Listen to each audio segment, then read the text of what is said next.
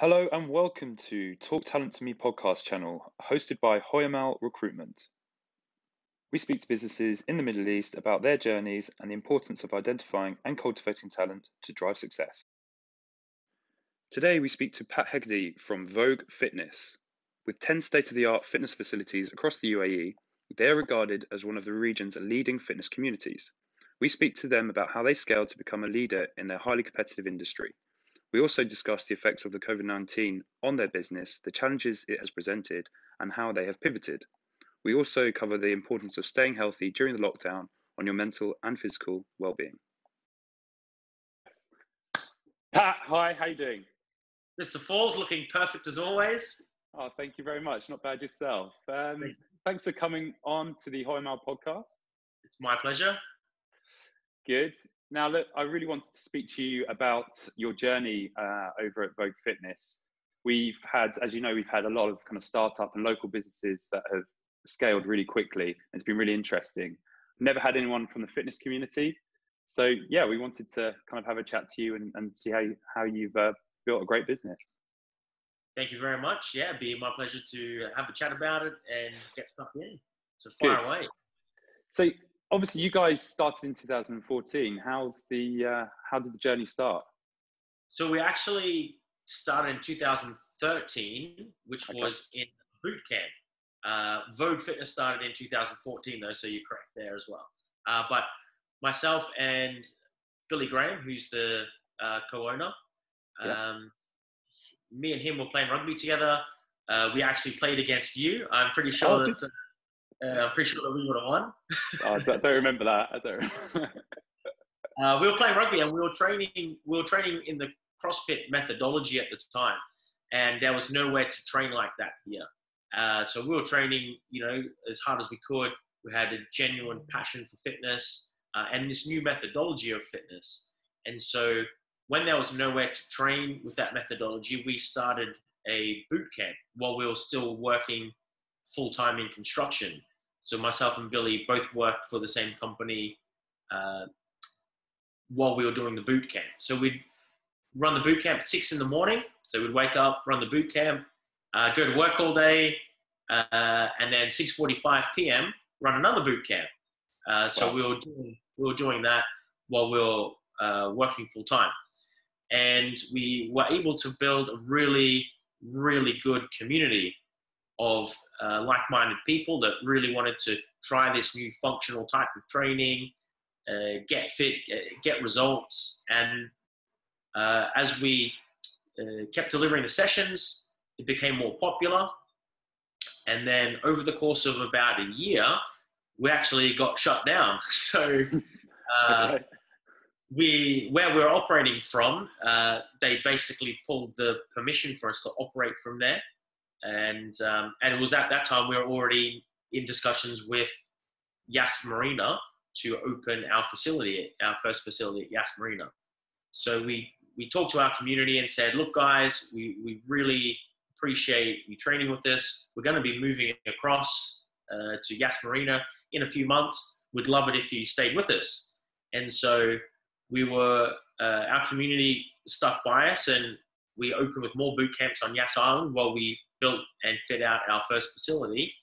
And when we opened our doors on August 30, 2014, we already had just such a good, fun community of people.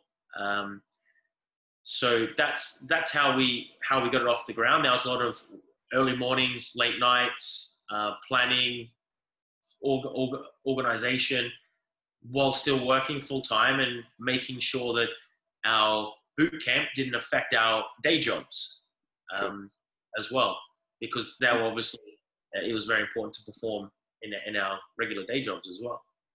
And when did you make the decision to go full time? So the original decision was I would stay on in full-time employment because Billy was a much better coach than me. And so he's probably going to see this now. So he was, and there's about 5 years difference between us. So just in those 5 years, I've been able to accumulate different types of business and management experience. So the original plan was that I would stay in full-time employment. But when we walked into Yas Marina, myself and Billy knew it was the right place, and there and then we both decided, right, this is the place. Let's just go all in and let's make it happen. And when Billy spent maybe the best part of a year looking for spaces, and he went all through Abu Dhabi. There were some functional fitness centers in Dubai. He was traveling up there to train and getting ideas, coming back to Abu Dhabi, looking at the whole landscape. And he looked everywhere.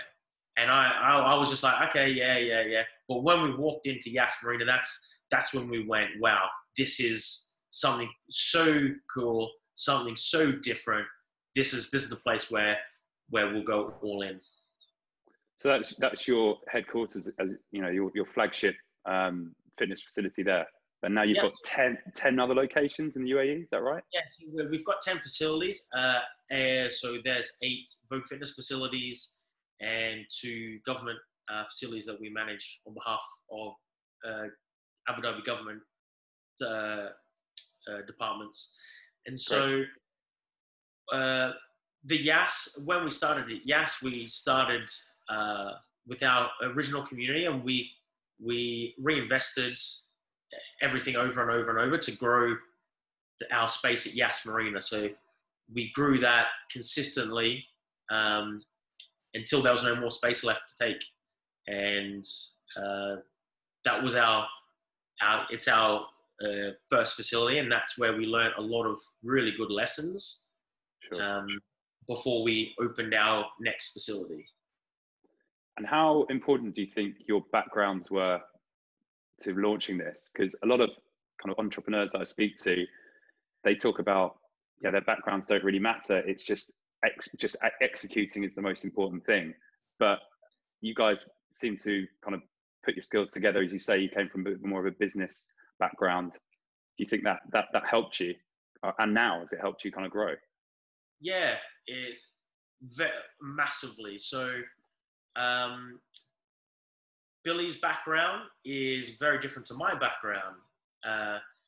My background is my background is more towards the commercial, legal, operational, and Billy's a lot more on the marketing, the operational as well, the customer, the member engagement. So when you add both of our skills together, they complement each other very well. And we differ on opinions on a lot of things all the time. So we've got a lot better at working together as well, which makes that even stronger when both of our skill sets are combined together. Billy is also very, not impatient, but very now. And I will like to consider and analyze things a little bit more. So it's great that there's those two complementing things, because when things need to happen and Billy will just be hammering on it, it happens, and it'll happen a lot quicker than anyone else can do it.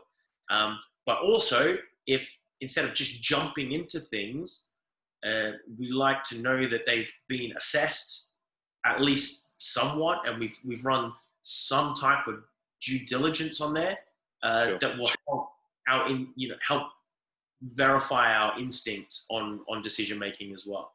So the two of us working together is very helpful, because we have very different and complementing skill sets and different approaches in certain areas in terms of analytics or speed and different areas like that. And sometimes it can test the friendship, right? So we've been doing it now together for, we've known each other for 10 years now. We played together. We used to live together.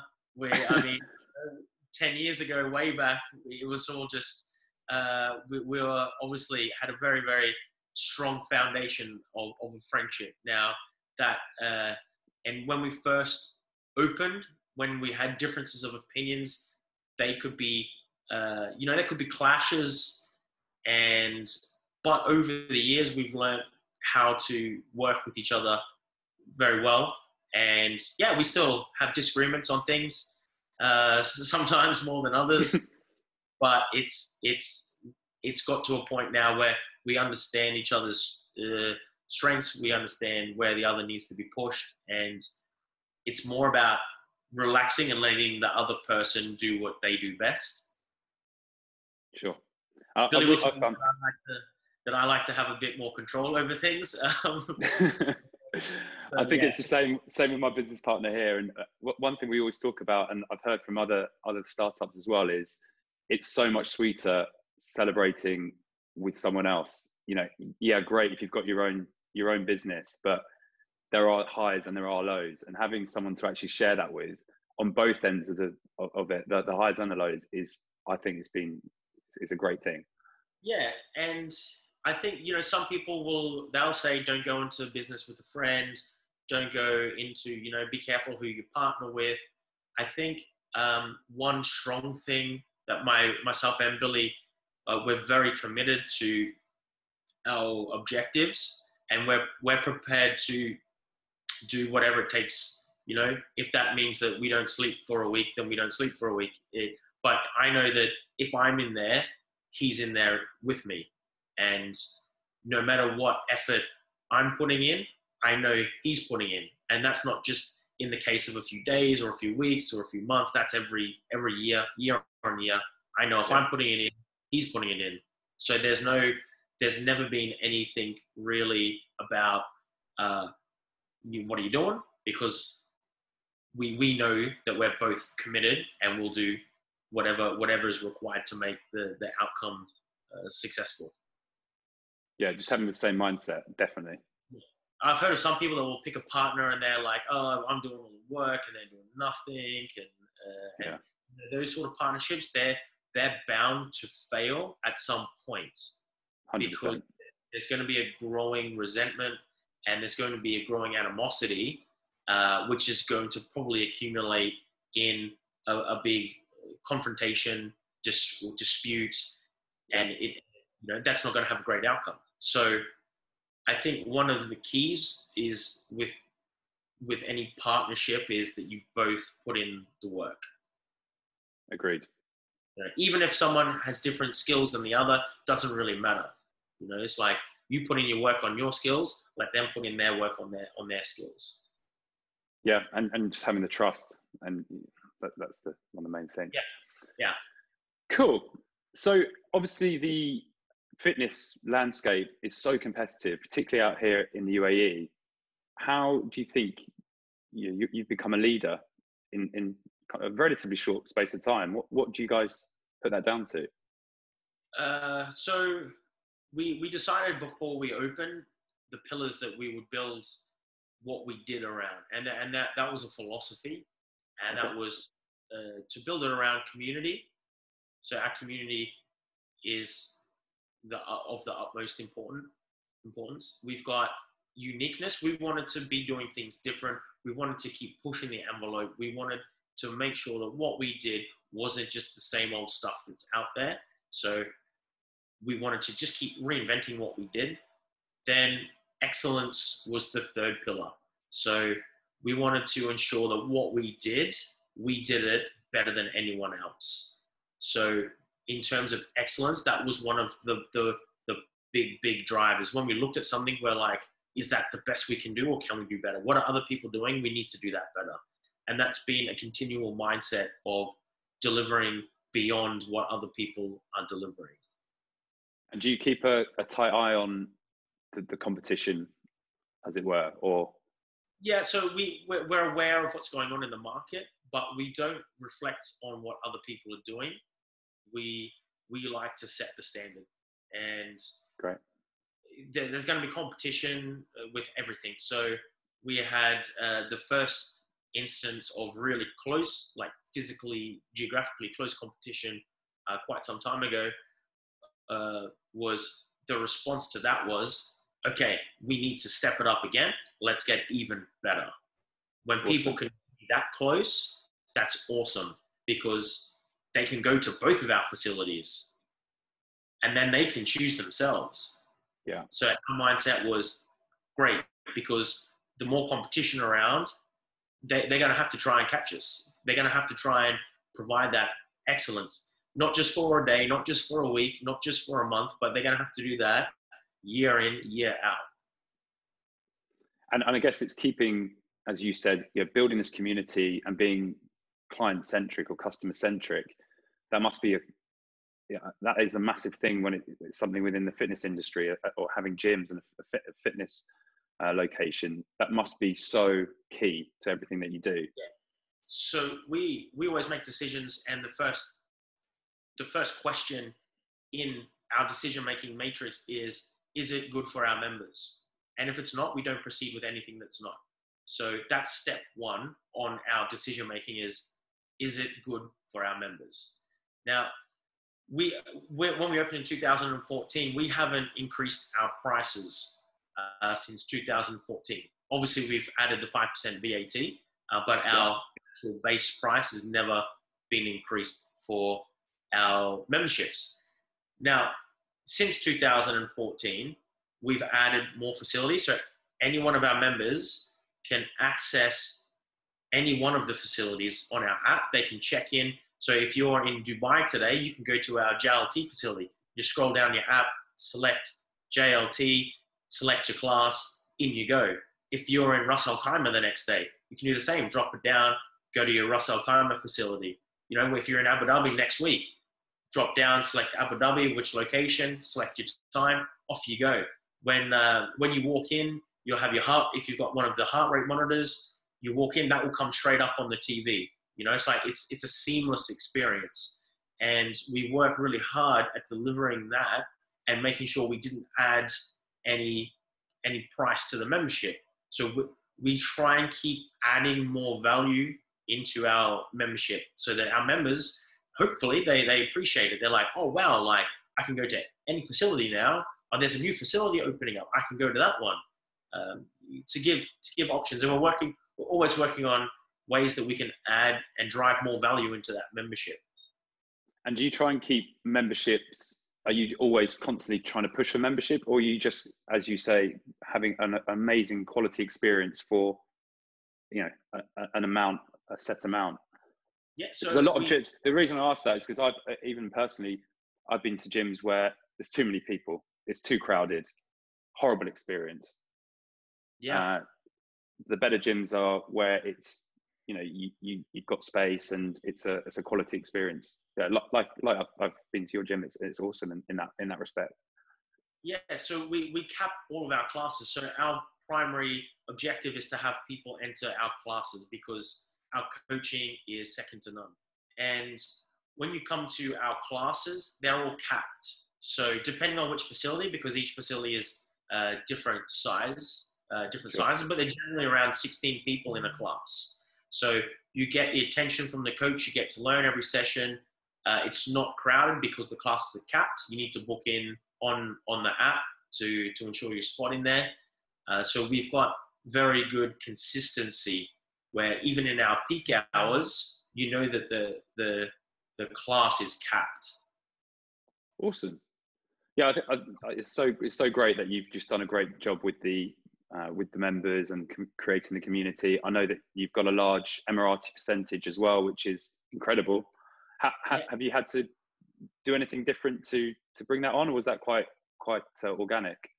It was very organic. So my first 5 years in Abu Dhabi was in construction, and I never got to interact with any Emiratis. I played rugby and when it was in construction.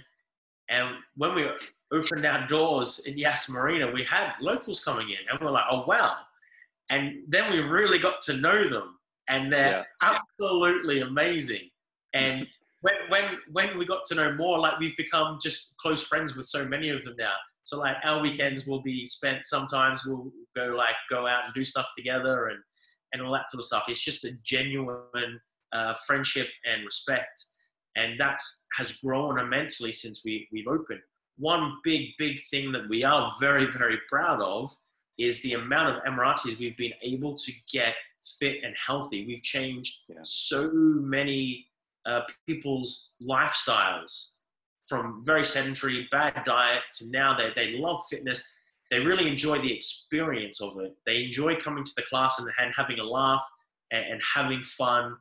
And we found that our facilities are a very good place where expats and locals interact. Yeah, So it's amazing. before we opened the gym, for the 5 years, I didn't have any platform to interact with Emiratis. And now we've got a platform where people actively engage with each other. There's no barriers, you know. Sure. Everyone just talks to everyone. Everyone has fun. Everyone wants to get fit. Everyone's have fun. You know, we've got a great community full of great people. And so the whole cultural barriers are just taken down. And we've been able to create a community that is just truly, it's very fun. It's very accepting.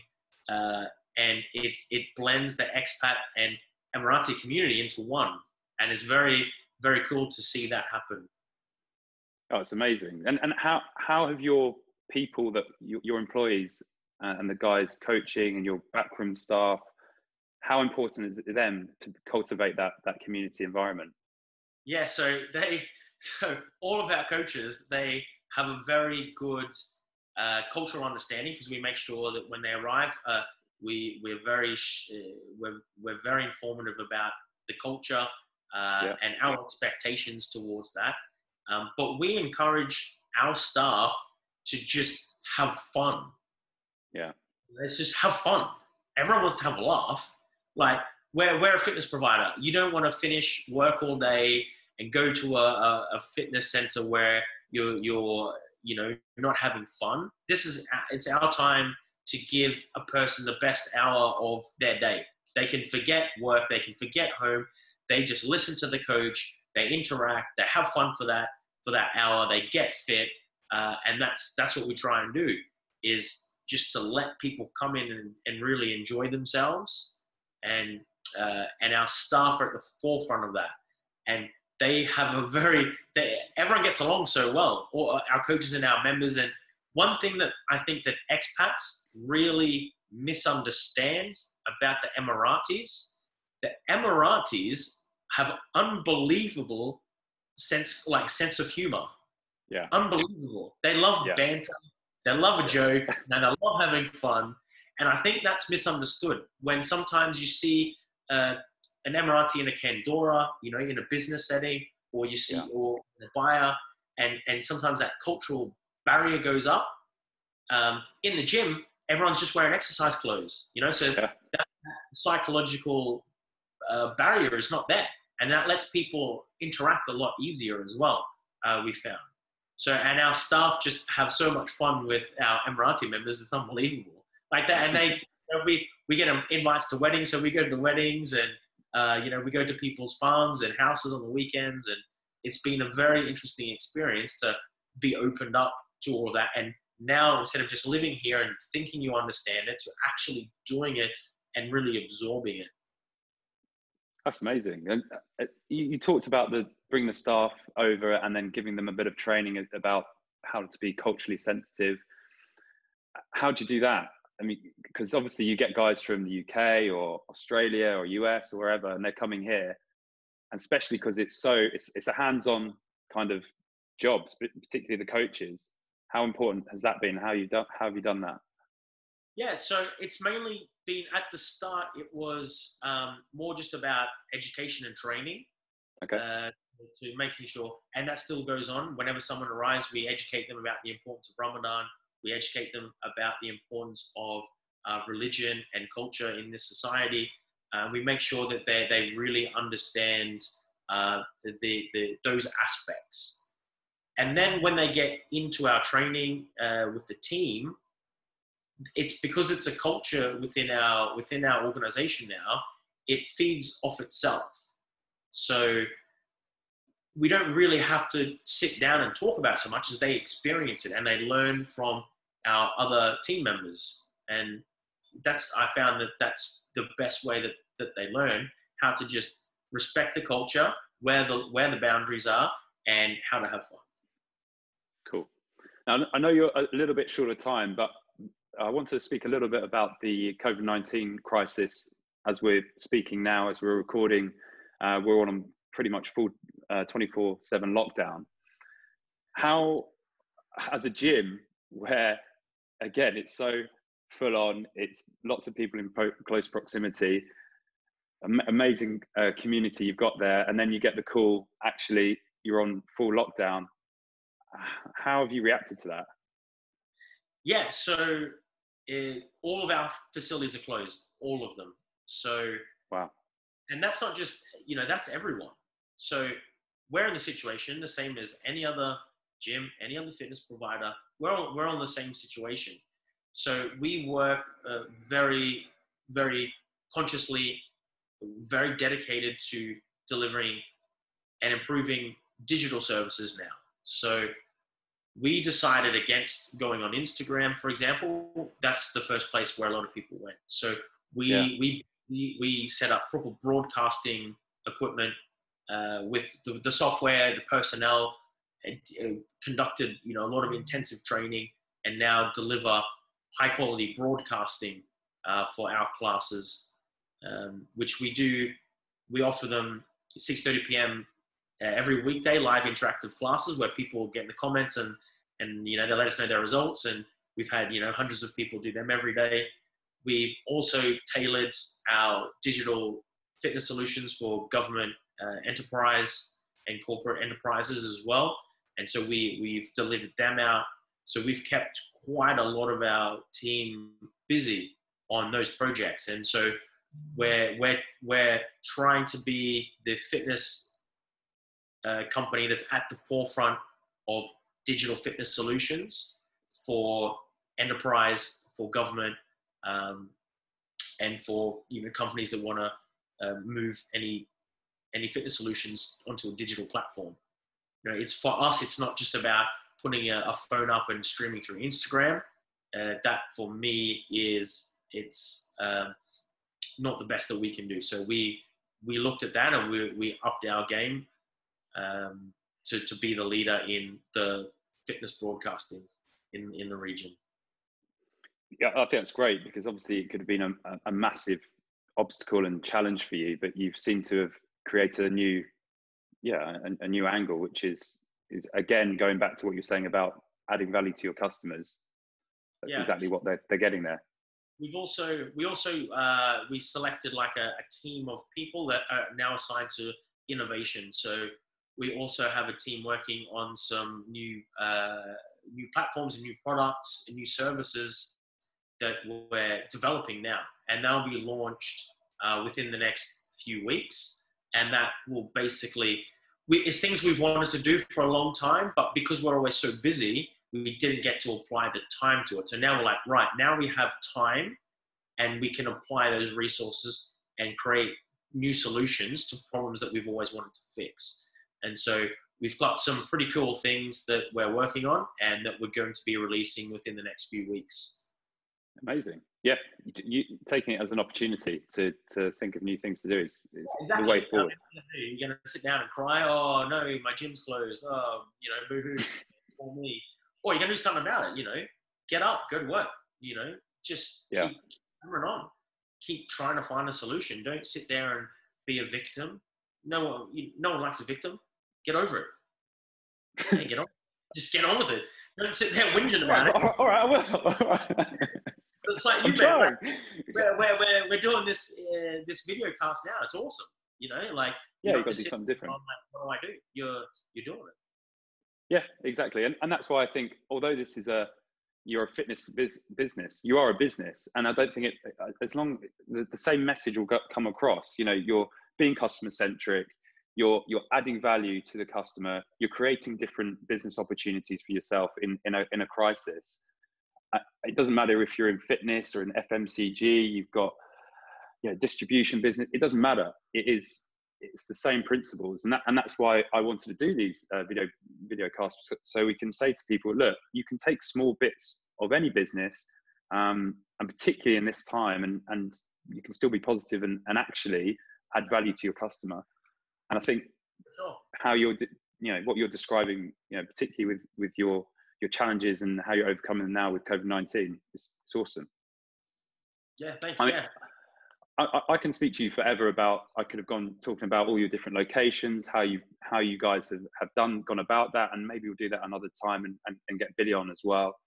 I think I wanted to finish and talk about how important it is to stay physically fit for your mental and physical well-being, particularly at this time. I don't know if you wanted to add to that. Yeah. The whole pandemic has really highlighted the importance of your physical health.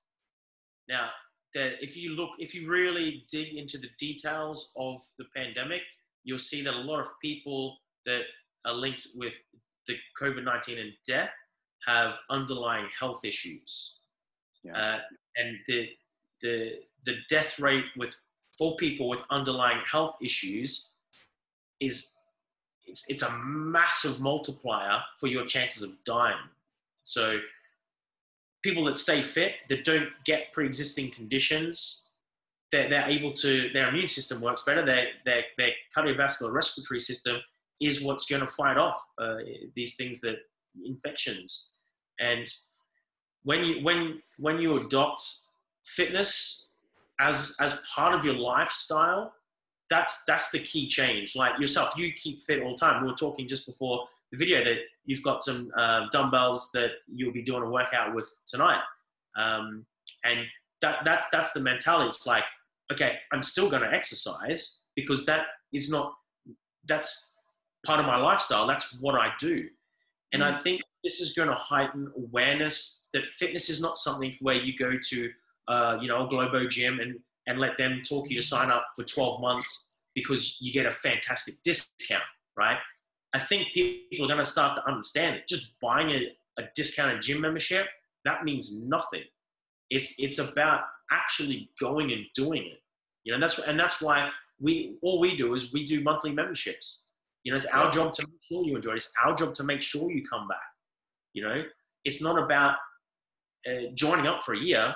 Joining up for a year does nothing. Absolutely nothing.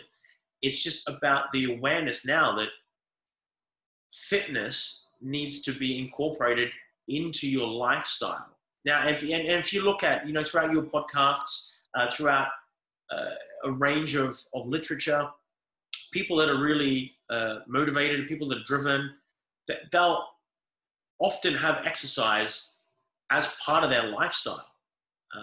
So there has to be a link somewhere there. And there's undoubtedly a link between your physical health and your mental well-being. If you neglect your physical health, I mean, look at your body's connected to your head. How are they not going to interact? How? Of course they interact.